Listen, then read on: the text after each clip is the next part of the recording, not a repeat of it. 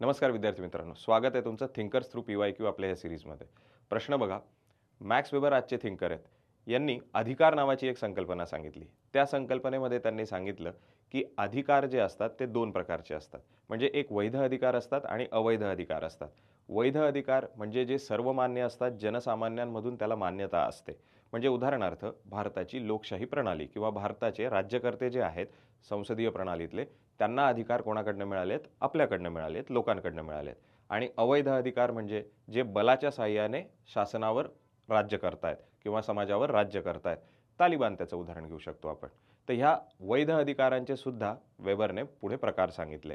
एक म्हणजे परंपराधिष्ठित अधिकार. म्हणजे उदाहरणार्थ परंपरेने, रूढी चालीरीती परंपरेने आमच्या समाजात काही लीडर्स तयार होतात. म्हणजे उदाहरण धर्मगुरू घेऊ शकतो आपण वेगवेगळ्या धर्मांचे. ते पारंपरिक पद्धतीने चालत आलेले आहेत. तर ते पारंपरिक अधिकार झाले. दुसरे करिश्माई अधिकार.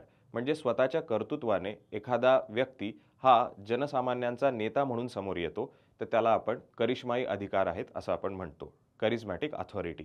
उदाहरणं इतिहासात भरपूर आहेत. म्हणजे गांधीजींपासून डॉक्टर बाबासाहेब आंबेडकरांपर्यंत हे आमचे करिश्माई लीडर्स होते असं आपण म्हटलं तरी चालेल. आणि तिसरा प्रकार आहे कायदेधिष्ठित अधिकार. Legal rational authority. तो कायद्याधिष्ठित अधिकार म्हणजे कायद्याने ज्यांना पॉवर्स दिलेले आहेत किंवा कायद्याने ज्यांना अधिकार दिलेले आहेत ते कायदाधिष्ठित. कायदाधिष्ठित अधिकारांचं उत्तम उदाहरण आहे नोकरशाही, असं मॅक्स वेबर म्हणतो. व्हिडिओ आवडला असेल तर आपल्या इंस्टाग्राम आणि यूट्यूबला फॉलो करायला विसरू नका.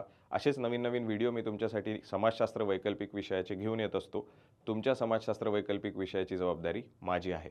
धन्यवाद.